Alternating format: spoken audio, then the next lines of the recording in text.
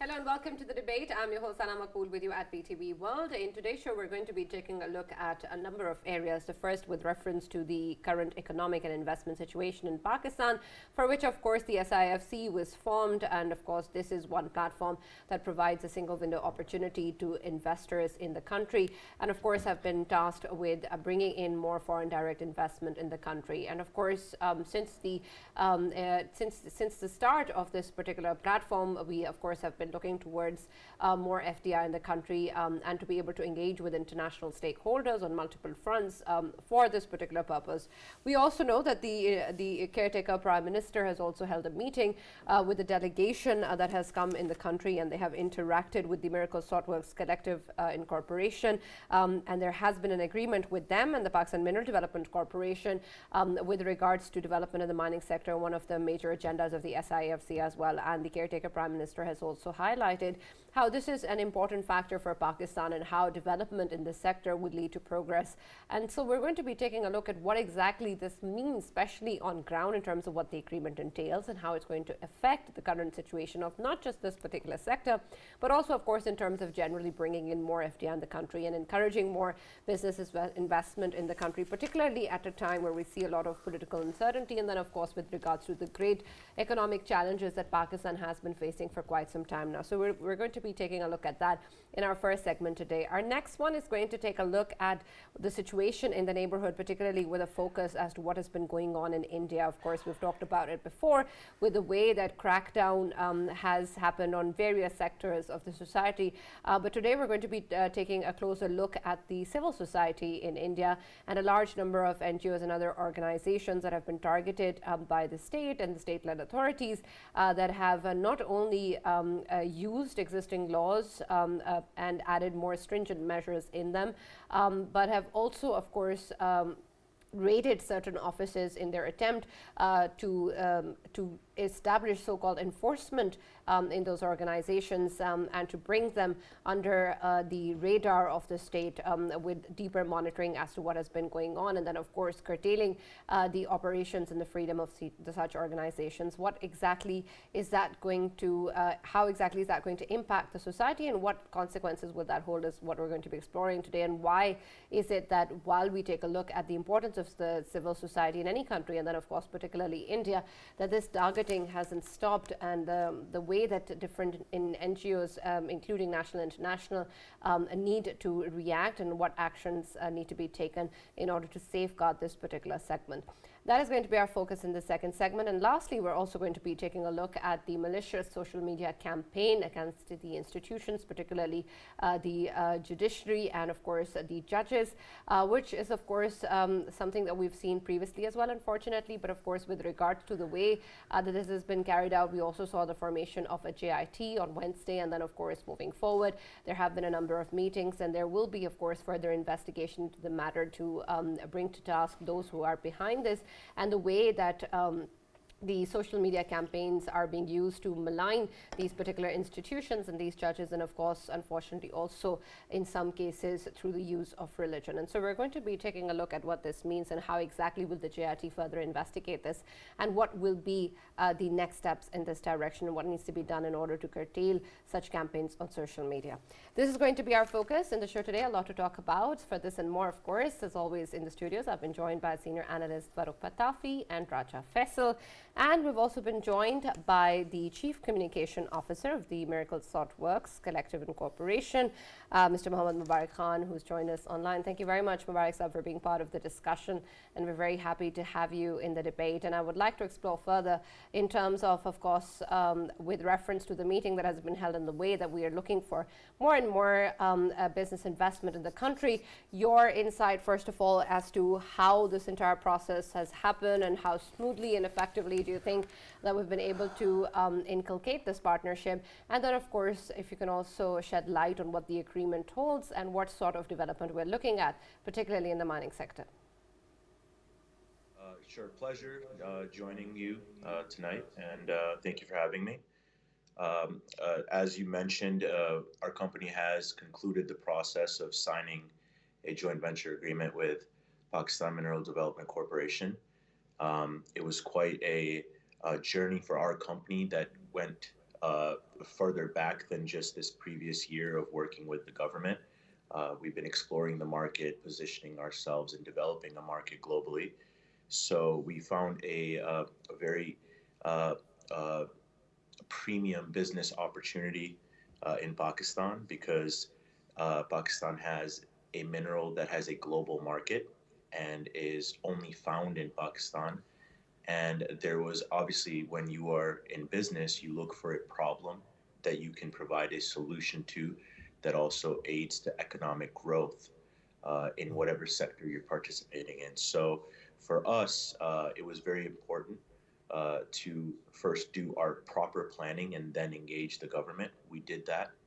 And we did ink the agreement day before yesterday, and our delegation was here to do so. I will say that part of this process and bringing it to materialization was the SIFC and its inception in uh, uh, 6 months ago, I believe. And as foreign investors, learning about a one window facilitation option was very attractive.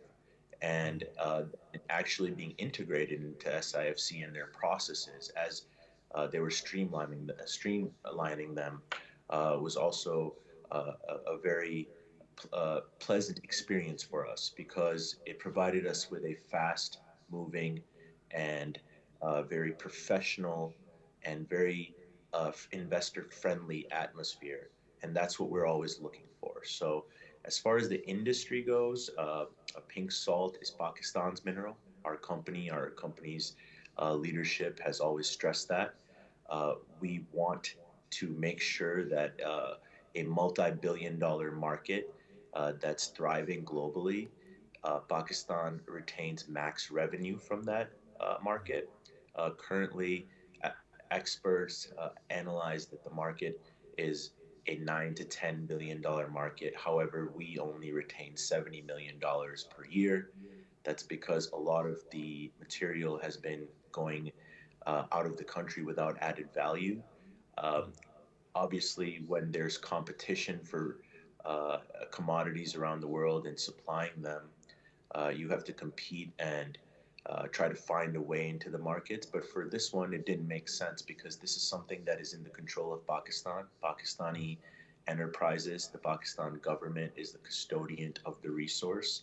So we were able to sign a joint venture agreement that will be not only bringing in a minimum of $200 million of investment into the sector, but also sign an agreement that should help retain a lot more added value inside of Pakistan.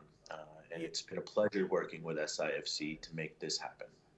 Yeah, Mubarak Saab, it's good that you are highlighting the prospects, the future prospects of earning billions of dollars from this field.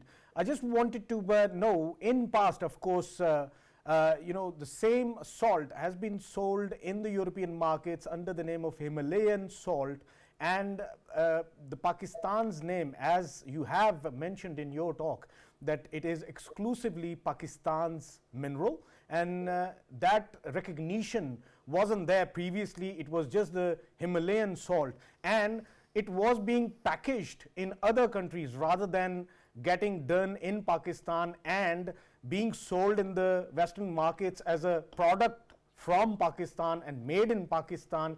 And can we say that in coming future, under the umbrella of your company as well as of course Pakistan's SIFC, you are going to make sure that it is being packaged, it is being obviously sold from within Pakistan, exported from Pakistan, so that all of the revenues are generated for Pakistan, and the workforce which is working in Pakistan, that is a Pakistani workforce? Absolutely. So it's a pretty good question. And I would like to first address the market that you mentioned, the European market. I want to highlight for you, Mr. Faisal, that not only the European market, but the American market and a conscious consumer is who developed this market. people went out looking for a more organic, natural salt, just like they've been doing in other food commodities. And so they were able to do their research and find that this pink salt, Himalayan salt, as it was branded, is the purest salt known to mankind. The countries that were very opportunistic, such as India, in the early stages of this, were, and particularly India, they were able to utilize a geographical sort of similarity with us, that they have Himalayan mountains, and brand it with that Himalayan tag. And for the most part, I can tell you that a lot of people thought that some Buddhist monk climbs up in the Himalayan mountains and plucks this salt out and magically brings it down for us to utilize, which isn't the case. This is found in the foothills of the Himalayas, in the center of Pakistan. And so our goal was always to give a awareness message to the market, and that's what we've done. Secondly, as far as making sure that the Pakistan brand and the authenticity of the salt remains with companies that are truly vertically integrated from Pakistan was a driving force for us. So our investment proposal and package to the government absolutely included a completely mine to consumer plan, so that the consumer knows exactly where the resource is coming from, and the consumer knows that it's an ethically and sustainably mined resource. Because when you attract the consumer to Pakistan, you want to be able to make sure that you give them confidence that we're doing it the right way. So for us, it was very important, and we have established that as a driving and core part of the joint venture, that we will make sure that the max added value is retained within Pakistan and benefits Pakistan by bringing in more foreign exchange into Pakistan. Right. Absolutely. And I'm really glad that this is happening. Regarding India, of course, India is notorious for actually cultural appropriation whenever it suits them, like cuisines. Pakistani cuisines become their cuisines. And whenever they don't like anything, they actually go for cultural dumping, like a bindi becomes Paki dot because they don't want to associate with that. But regardless, let us come back to the SIFC, and given that you have signed an MOU, what does it entail? How is SIFC going to facilitate you and other investors in coming days? Farrukh Saab, I will just quickly just to let you know, the MOU was signed, and then we have signed now a definitive joint venture agreement, which should make you even happier, because that means that now we are concrete in the agreement. And just to really mention the point about India, I give them one credit, that they're being competitive, and it should be motivating us to be more competitive. You know, they are competing with us on not only resources that they have, but one that we had, and it should wake us up and give us a wake-up call as a country to say, okay, that's not going to happen anymore. We're going to compete with you. You're not going to appropriate us. So culturally appropriate us, or take our resources and brand them as your own. And you would know that they did the same thing with basmati rice. We are the major producer of basmati rice in the world, but they have cornered that market over the years. Bringing it back to SIFC, anytime you can have a one-window portal that allows a foreign company to come in and takes care of all the hurdles for that company through a professional, an essence of professionalism, and making it easier for the company, then it also allows the country itself to negotiate the best deal for them. You know, you don't just want to have people come in here and poach us for our resources. As a born Pakistani that's been raised overseas, I obviously have a love for my motherland and my homeland, so I can be an exception to this. But there are always going to be businessmen and investors that come into a country, and they're going to seek the best deal. So if you meet them at the gate with a easy and very smooth process that SIFC has entailed and has been, providing companies like ourselves, then it gives you the leverage as a country to also say, hey, we are making things very professional, easy for you as far as getting the job done. So make sure the returns for that effort in good faith benefit us as well. So Right. Well, Farrukh, SIFC is you definitely keep talking going to about drive. the process, and I'm glad that you've been mentioning the one window operation. And of course, the SIFC, in essence, was established to be able to facilitate this. But I want also your perspective, especially in terms of whether this was something new to you in terms of your interaction with Pakistan previously, or what you would expect perhaps with other investors internationally who want to come into Pakistan and who want to seek out opportunities here. Of course, we are going to be able to provide the incentive for them to come in, and this is why the SIFC and the one window operation has been begun. But the effort towards streamlining processes has been continuing in Pakistan for quite some time now. Do you think that people still around the world are not aware of the kind of ease that you just mentioned? And was it, in your own experience, also surprisingly good? Yes, absolutely. I'll be quite frank. Before SIFC was operational, there was a different set of circumstances that we were facing. And after SIFC's umbrella was over us, it allowed us to really streamline the process. And as far as foreign investors and more companies, you need to have good examples that are set so that they can look at those examples of success and ease and then be further attracted to come to Pakistan. Everyone knows in the mineral industry, just because the geography of Pakistan, any professional geologist would tell you that this is a mineral-rich country. It's not rocket science.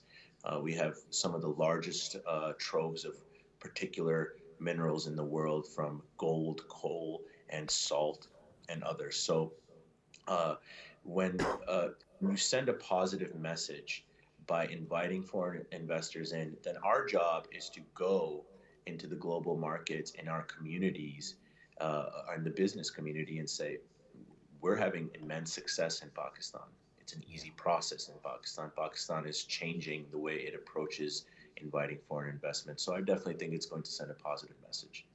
Right. Also add to this with reference to the kind of economic challenges that the country has been facing for quite some time now, unfortunately. We see whenever we discuss issues with reference to investment, with bringing in more companies, and even with engaging local stakeholders, there's always concern in terms of the economic challenges that Pakistan is facing. Of course, our negotiations with the IMF, the kind of tough measures the government has had to take, and of course the way that the general public is dealing with the economic crisis. So I want to understand, how did you also navigate through all of these difficulties and hindrances, and what aspect then incentivizes any investor to come in Pakistan in these circumstances as well? What is it that we can capitalize on? And allow me to add to this question. What is the best way possible for Pakistan to put the word out, to educate the world that these opportunities exist?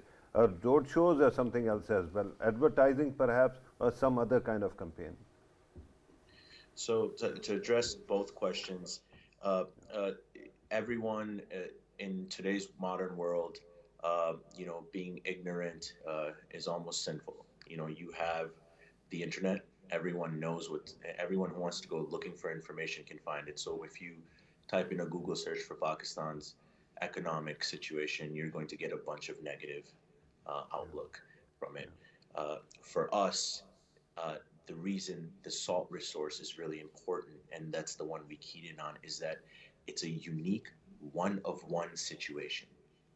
There is not many examples in the world of a commodity that is geographically monopolized by a country.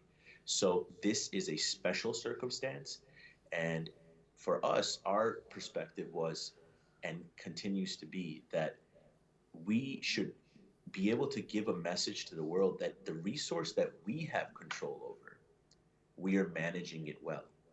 And if we can't manage the one commodity that we have no competition for around the world, then how can we manage the commodities that we have competition for around the world? So for us, being a one-of-one situation, it allowed us to bypass all of the negativity around the economic circumstance of Pakistan and allow us to make this a flagship project that will hopefully serve as a success story for other investors and other folks to see Pakistan and look past sort of that negative aura of, the country has some economic turmoil. There are many countries, in the United States, I'm an American Pakistani, so I'm split in half, and I have to be very reasonable. And we have trillions of dollars of debt, and every day in the U.S. we're trying to figure out what to do, how to better equip the country's economy. So the same situations are happening here. Everyone has their own issues inside their own home that they have to manage. As investors, you have to look past that and seek the opportunity and evaluate the opportunity cost. And we feel that we have done that pretty well. And as far as the second question, uh, I think that one of the biggest things that we can focus on is setting the proper policies, showing the world that uh, we have this resource, our salt. It's the best salt on earth. It's found in the homes of millions of people, if not billions, around the world. We have set a policy reform for this that allows not only the global community to be connected with it, feel comfortable utilizing it. They shouldn't worry about the conditions the miners are in when they're mining the resource. They shouldn't worry about the standards of the processing. They should be very comfortable utilizing this resource in their food, in their pharmaceutical applications, and all the other applications that the salt resource is used for. So I will say that having proper policy framework also sends a positive message out into the world that allows global investors to say, look at Pakistan, they have this resource and they have encapsulated it with great policy reforms that not only benefit the investor and the foreign company, but also benefit the country and allow the consumer to feel comfortable directly working in Pakistan instead of the third parties that are in the middle earning all the revenue. Right. Another aspect, Mubarak Sahab, with reference to any sector, and then particularly the mining sector as well, is research and development. And unfortunately, a lot of the sectors we see that Pakistan is still growing in this particular area. And especially when we talk about investors coming in, this is also somewhere that we see a lot of hesitancy, both nationally and internationally. And I want to understand your perspective in terms of how your particular organization and then international stakeholders in general can also help in terms of strengthening the capacity of the sector in Pakistan and working more towards research and development where we can actually explore further the potential that Pakistan has. And Mubarak Saab, allow me to add in another question. Obviously, you are one of Pakistanis, son of the soil, and of course, an overseas Pakistani right now, experiencing more opportunities in the world. What message would you be having for people like yourself who want to invest in the IT sector and in the software sector, where you can see that Pakistanis, they have the opportunities and they can avail, and they have the kind of workforce as well. Should they be coming to Pakistan as well in the IT sector? Should be investing in IT sector as well? As for the first question, this is our company's focus, the mineral sector. I will give a quick example. If you look at Qatar, they have one resource. It's LNG. They've managed it well, and they've been able to invest in that sector, and they're one of the richest countries in the world. Maybe they have a different set of circumstances when it comes to the population, but just, there's many countries in the world that don't do that. Venezuela has a massive oil reserve, but they don't manage it well, and their economy is struggling. So for us, focusing in on this sector allows us, once your foot is through the door, then you're able to look clearly and look around and see what other opportunities there are. Our company, our group, is not only focused on minerals. We feature a bunch of different expertise, and our executives have experience in several different sectors. So we are viewing other sectors in Pakistan and making sure that we give those opportunities a good look and evaluate the opportunity cost and also invest in them in the future. And we're currently working on that, and we should have more good news about that in the near future. As far as being an overseas Pakistani, I think that for me personally, I can't feel comfortable living overseas and just being selfish about my life and focusing on myself because I'm connected to this country. Um, the blood that's in my veins is from this country. So I can't just sleep comfortably knowing that there are people here that are struggling for opportunities and a higher standard of living. So it motivated me as an individual, and that comes from the grooming from, for example, my father, who is the chairman of our company, who's so passionate and is such a patriot for this country. So I think that overseas Pakistanis have a major responsibility to not only just focus on politics of Pakistan, but actually make sure they utilize where they are in the world and become individual bridges from where they are to their homeland. Whether they were born in that country or they're a migrant to that country, once they settle in, for example, our labor class goes to Saudi Arabia and other Middle East countries, and they're our largest foreign exchange providers. They send home billions of dollars from hard-earned labor. So folks that have expertise that are in the IT sector or other sectors, they should take that knowledge, take their position in the world, and try to be bridges and bridge the gap between where they are and their homeland. And I think if everyone can have that sort of motivation and that I would say moral obligation, then we would be better served. And I really do in the United States, I really do think that our community over there can do even more, because Pakistanis are very successful. They're one of the highest earning ethnicities in the United States. We don't go there and just fool around. We go there and work hard, and Pakistanis are aiding to the U.S. economy. So they should be able to take their positions there and try to find bridging opportunities between where they are and back in Pakistan. And I think the IT sector of Pakistan is the biggest opportunity that Pakistan has. We have immense IT talent. If you look at India, Absolutely. we should be able to do it too.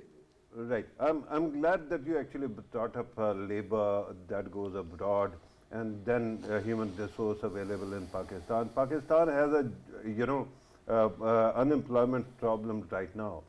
And I was wondering, could you speak to the potential of job creation when it comes to your project and then SIFC as well? In numbers particularly, what kind of jobs can be created in coming days? So for us, I have to make sure that I keep a professional sense about that. We're entering a feasibility stage of the project now, where we've signed the agreement, and now we're going to invest heavily in the feasibility of the project. The techno-economic feasibility should yield all the verified numbers. For us, obviously, we want to provide hundreds, if not thousands of jobs with one project. But as far as the overall problem in Pakistan, from our perspective and a personal perspective, you need to have the manufacturing apparatus that allows for folks to have manufacturing jobs. In China, this is a great example of the Chinese. They 50 years ago, they were considered a poor nation, and their populace was out of work. But as soon as they were able to develop a system that allowed them to become the manufacturing hub of the world, they used that human resource to give their people manufacturing jobs. So when you attract foreign investors here, for example, in our project, we need jobs that are going to be focused on technical mining training, geological work, and then also your basic factory jobs of packaging. And also then it leads to logistics and transportation. So when you do one project, you sort of create an ecosystem that allows you to create jobs. And if we can have multiple projects and multiple investments coming into Pakistan, they will automatically create jobs. And I think we all should also focus on the private sector of Pakistan. There's a lot of wealth, quite frankly, in our private sector. And people need to step up in that private sector and not wait for someone to come here and do something about it. They need to be able to trust SIFC and other such establishments in the country and invest in projects in Pakistan themselves to create and generate jobs. Every major economy in the world has a robust private sector. In the United States, for example, we particularly don't like the government to tell us what to do. The American culture is, hey, we'll pay you your taxes, let us run our businesses and create jobs. So for us over here, we should have that same attitude. And as far as SIFC goes, I can only say this. The professionalism in SIFC is bar none. It is a standard that is set. And I would hope that every civil services department in this country can just have a glance over there and look at how they're managing things and incorporate that same culture into their department. Right. Thank you very much, Mohammed Mubarak Khan, for joining us and being a part of the discussion. It was a pleasure having you on the show and speaking to you with regards to the future developments, of course, with not just your organization, but of course elsewhere as well, with the SIFC, of course, playing a very vital role. We'll now be moving on to our next segment, which takes a look at what is going on in India, of course, with the way that we have seen this targeted approach going on for quite some time now against different institutions, different segments of society. We're going to be talking a little bit in focus with the civil society aspect of this all, and of course with reference to what can possibly be done about it. And Faisal, I'd like your take first in terms of how we review the situation and look back at the number of occasions that these incidents have happened, where we've of course seen stringent laws being abused, we have seen unnecessary enforcements being done, and then of course raids in different offices as well. What exactly is India trying to achieve by doing this? Is civil society not an integral part of a society? Is it not benefiting the country? Why is it that this crackdown is what we're witnessing? Yes, and obviously when we talk about the civil society of India, of course there are more than 200,000 NGOs that have been working to of course portray India as a secular state since the day one, and we have been seeing that they successfully did that. But now since the Modi establishment in India, what we can see is that RSS upper hand is already there, and any voices that are promoting the values of human rights, the values of accepted throughout the world, or which are considered as secular values, them organizations, they are a major hit when it comes to state brutalities. Obviously, we are seeing that the current regime in India, it is deterring all of these NGOs to execute their works. And of course, when we talk about what kind of work NGOs were doing in past, of course they were doing about the minorities. They were making sure that everyone is having freedom to their religion, their belief, freedom to expression, and they were making sure that discrimination is not being part of their society against them religions, especially when we talk about Muslims. I mean, Islam is the worst hit religion in India, in today's India. Muslims, they happen to be the second largest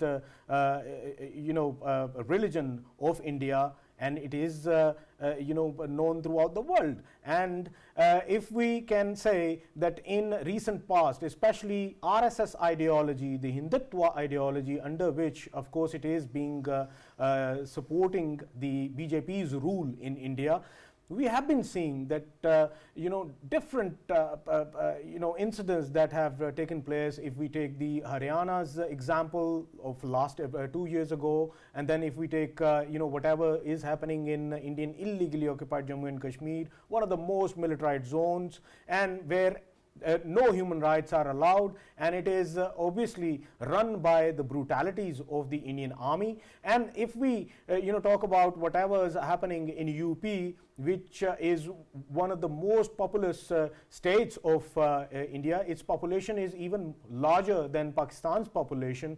There Muslims are being hit by the brutalities, and it is being ruled by obviously one of the major figures of the Indian Hindutva hardliners.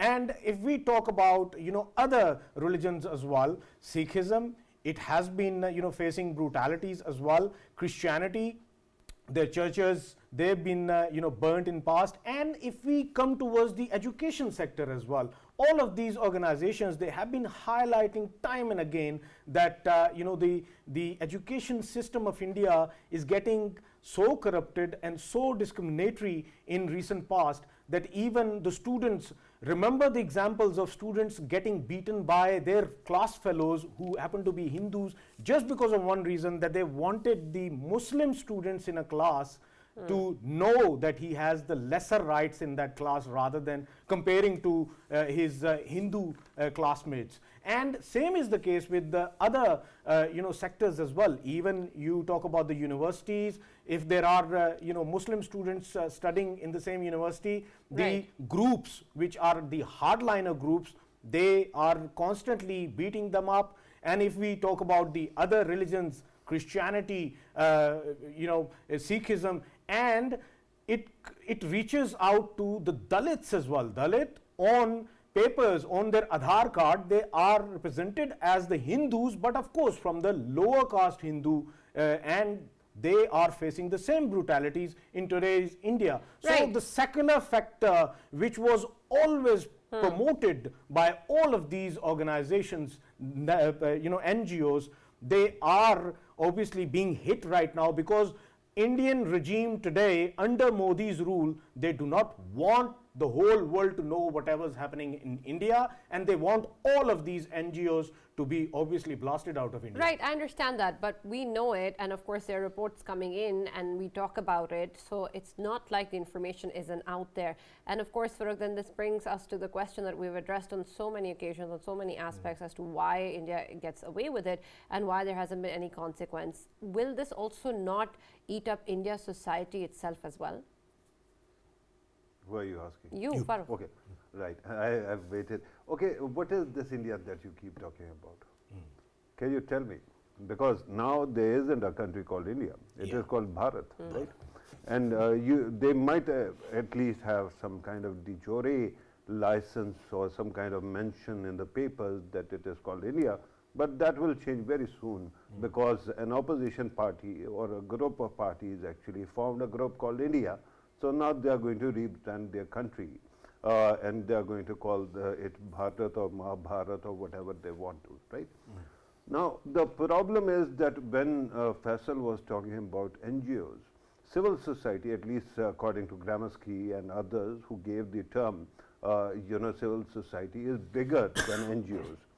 I understand that somewhere we have to actually talk about the importance of secularism in India or democracy as well, or equality at least.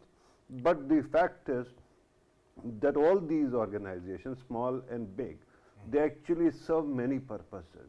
For example, many NGOs, many organizations which are charity organizations, they actually cater to extreme poor and extreme vulnerable in the society. People who have been abandoned by Indian state or Bharati state or Indian state, whatever it might be. So working against them, cracking down on them is so horrendous that people die and people keep on suffering. But we have seen that when it comes to people of India or Hindustan, Indian government doesn't seem to have that kind of care for them. They don't. For example, remember demonetization? They did not care what happened to the poor Johnnies who had only cash and they could not depend on anything else. Similarly, you keep on talking about all these things, then you have to remember that RSS also has, its own civil society network. Do you know how many people might be associated with such organizations alone, that are think tanks, that are NGOs, that are charity organizations, only associated with RSS, somewhere to the tune of 20 million. So when you have this kind of people and they actually are convertible, they can go and become goons as well. So they will go and do whatever they can. Now, two things and then the world's reaction. Very quickly, I'm just going to focus on these things. You know, they have already made BBC squeak in India when they were reporting on Modi. Today, Elon Musk's X, or for that matter, former Twitter, is saying that India is asking the curbs on the freedom of expression. When you look at that, the world knows what is going on. But Sana, the biggest problem is that India seems to have a lot of diplomacy, a lot of wealth to offer. Now, I understand that there are two countries which are equally influential, but the West learned to build a firewall between them and itself. And I'm talking about India, China, and for that matter, Russia. If they can do it, someday they'll have to understand that instead of portraying India as a democratic ally, they'll have to realize that that India is gone. Now there's another one which is, you know, proto-fascistic state, and you'll have to engage with it. You do go for opportunities if you want to, but don't give them this carte blanche to actually walk all over other countries and all over the world. Right, absolutely. Very quickly, we're also going to take a look at the malicious social media campaign against institutions and judges at home. And Faisal, quickly your comments on that first. It's, you know, obviously it's sad to see once again on the religious terms. I mean, this decision was entirely given by obviously the Chief Justice of Pakistan, and this decision is in accordance to the constitution which is being followed by Pakistan. And I personally believe that you know, the beliefs, the personal beliefs are set aside. This decision, I mean, shouldn't be treated as a campaign, a running campaign against our judiciary and our judges, which is being taking place, and it is being portrayed as if you know, somebody has gone to the basics of Islam and he should be treated badly, and some kind of action should be taken against that person who's actually coming up with these kind of decisions. I think this must end now. Pakistan is a country that believes in Islam, and obviously it's Islamic Republic of Pakistan, but at the same time, all of the minorities, they are, you know, having the rights, they are respected, and we are a state-run channel, and we are talking about it. It means that Pakistan's state endorses the freedom to all of the religions. All of the religions are actually you know, facilitated in this term. So this smear campaign against Chief Justice of Pakistan or any other judges, it must end now, and the people who are responsible, of course, they should be taken to the cleaners. Right, and Farrukh, this is not the first time that we've seen social media campaigns that are being run that are malicious in nature, and I want to understand, how do we then address the core of this issue, and what exactly will the JIT be doing in this regard? Right, but this one is particularly odious because it involves religion, abuse of religion, and we know that whenever this has happened, it has resulted in you know, pain and suffering and even deaths, right? So the state will have to be vigilant and sift those people out who might be behind it. But there are two things that you have to look at. One, regarding social media itself.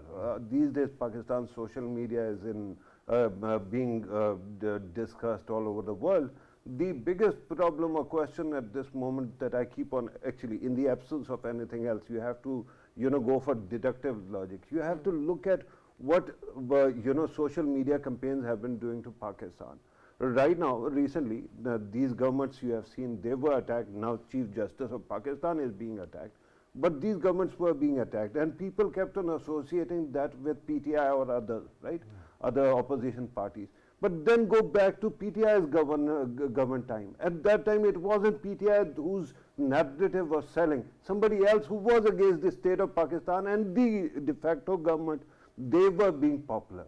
Now the question is whether there might be some kind of malicious intent or element behind such campaigns, who actually latch on to any opposition, may it be religious or any other, and start attacking because the purpose is to undermine the state. Right. Now the final thing is that I want to also point out that only 2 or 3 days ago we were discussing Chief Justice and another malicious campaign against him, right? Remember the commissioner, Pindi commissioner actually came up and out of blue he named him, and we ended up actually mentioning that there is a property dealer also who is very angry with it, who is very powerful. Now, my humble submission is there a possibility? Then one by one, these malicious campaigns, whether they are linked to each other or not, they keep on, popping up like rabbits in a hutch. Is there a possibility that there might be the same element who wants to undermine the man so that they get away with their, pound of flesh, so to speak? Right. And you'll have to, a state of Pakistan will have to do something about it. But this element that repeatedly keeps on undermining Pakistani state in the garb of politics, using sometimes PTI, sometimes PMLN, sometimes People's Party, sometimes TLP to undermine the state, and we conveniently provide them the kind of space that is needed. I think we'll have to actually come to terms with that also, that perhaps there is a foreign element that keeps on playing, wreaking havoc with absolutely, and we really hope that the JIT actually does take that into consideration, and hoping that that will be the case. Thank you, Farrukh, and thank you, Faisal, for joining us in the debate. As always, that's all that we have from the show. We'll now see you tomorrow.